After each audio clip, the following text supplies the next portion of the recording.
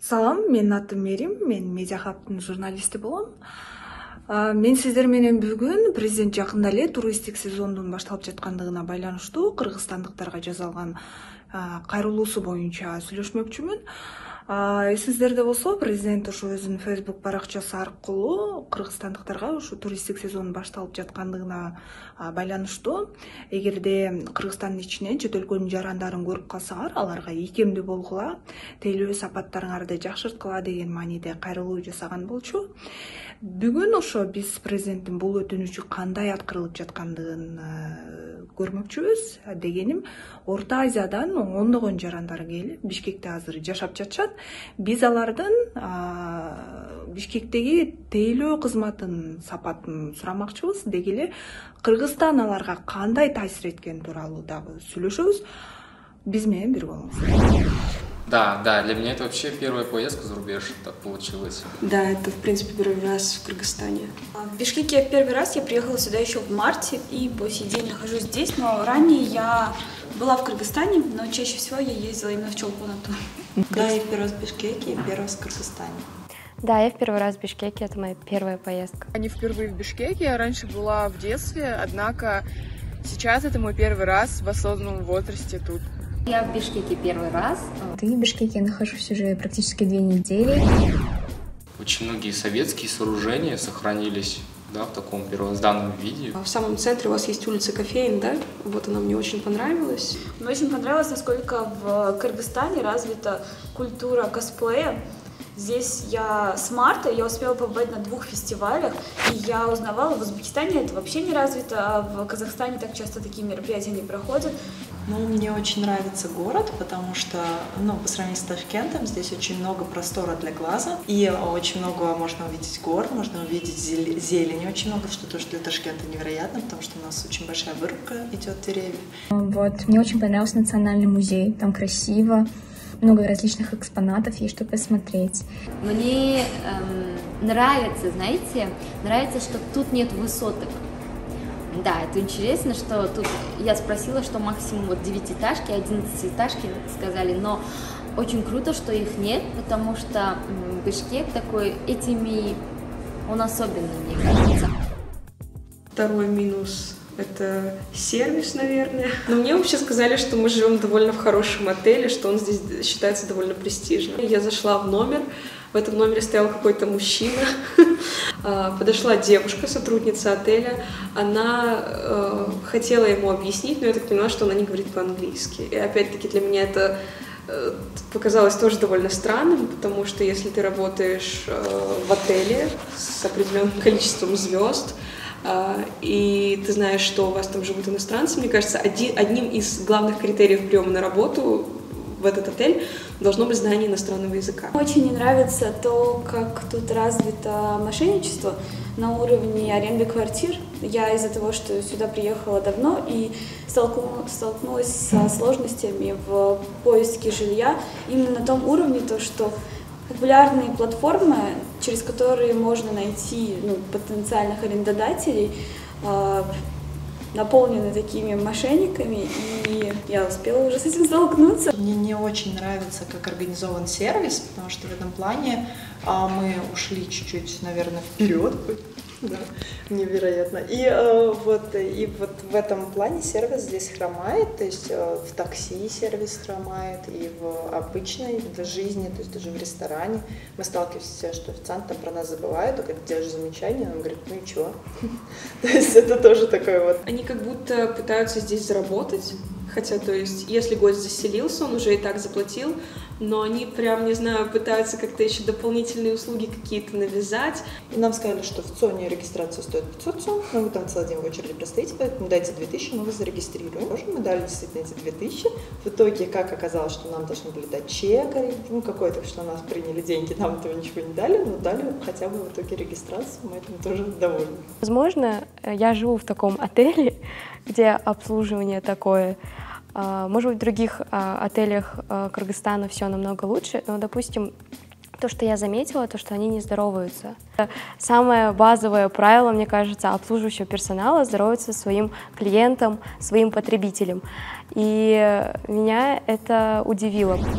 Там, получается, идет ремонт, и у нас была вместо экскурсовода, по-моему, просто какой-то человек.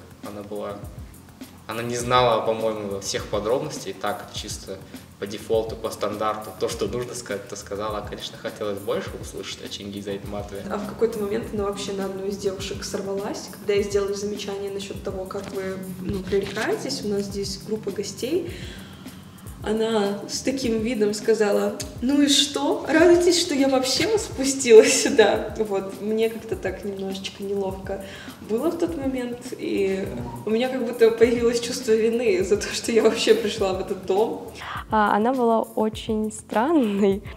В это время, вместо того, чтобы проводить экскурсию, она могла бы пить кофе спокойно на террасе, и вообще должен был быть ремонт. И мы должны быть благодарны за то, что она принесла ремонт на следующий день, и мы смогли как бы увидеть этот музей. В целом музей очень сам красивый, информативный, но просто это высказывание, конечно, оно испортило впечатление. Но после этого момента, когда, получается, моя подруга, которая из Кыргызстана, высказала свое мнение, она стала как-то более приветлива к нам, и она начала уже более активно все рассказывать. Я надеюсь, что это просто случай, а не система.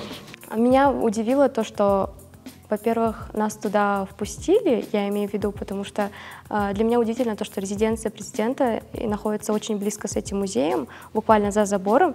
Это было очень такое положительное, реально очень удивительная вещь. Кстати, у меня есть отзыв про хороший сервис. Это дяденька, который торговал куртом в самом центре. Мне сказали, это самый популярный продавец курта в Кыргызстане.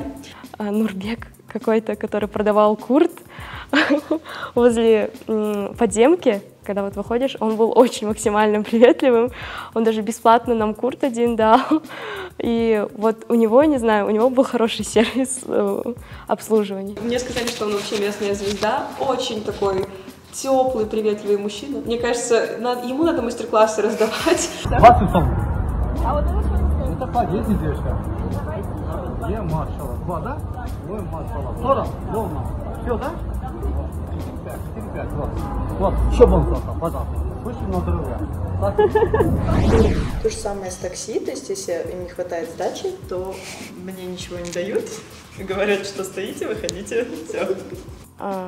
Они как-то не помогают. Условно, если у меня огромная сумка, багаж, то они не очень приветливые. Возможно, они как-то негативно смотрят на людей с багажом, скорее всего. Не нравится, что тут такси дорогое. Я понимаю, бензин дорогой, да, но в любом случае.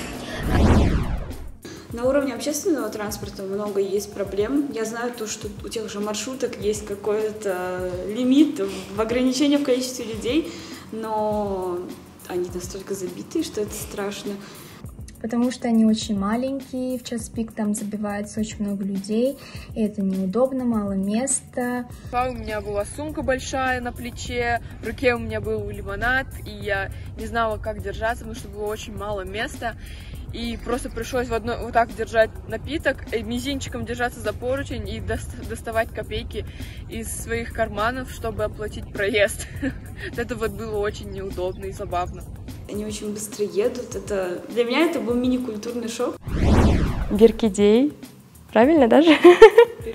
Да, халява даже это означает биркидей. Бикердей, да. Да. Это просто на баннерах всех написано, мы такие, это нужное слово, его нужно выучить. Рахмат, дукен, у нас дукен, очень похоже, типа гульдер у нас, гульдер, кажется. Саламатсызбы, рахмат, или, допустим, до свидания у нас это сауболнас, а у вас жақсы барыңыз. Здесь журналистика на порядок, на уровень, несколько уровней точно выше. У нас такого пока нет. Нам есть чему поучиться, я уверен, у наших братьев-кыргызов. Журналистика в Казахстане, она немножечко находится под колпаком, так сказать. То есть ты не знаешь, в какой момент за тобой могут приехать, в какой момент тебе и откуда может прилететь. То есть всегда есть какой-то риск. Здесь я так поняла, что журналисты не особо на этот счет волнуются, они как бы знают, что за них есть кому постоять. Свое стремление к свободе, что ли. Я когда смотрел за, так скажем, событиями, которые происходят в вашей стране, я внутри, ощущал такую гордость.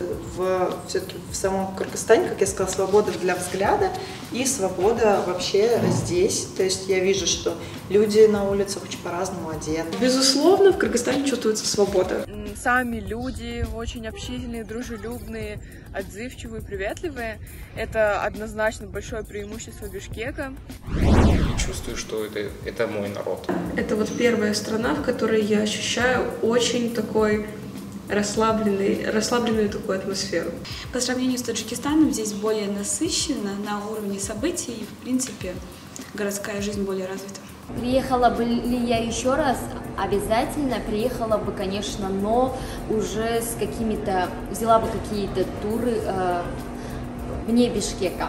Я очень хотела поехать в Культор, я хотела поехать, сейчас забыла имена, но в общем всякие эти, на природу, в горы, но, к сожалению, у нас программа очень интенсивная, не получается, но очень хотела бы, и я приду, я планирую, спасибо.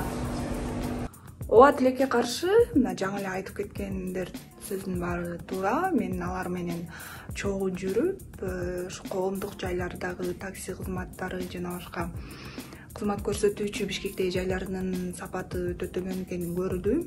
Айрым учурда абдан уялып дагы жаттым.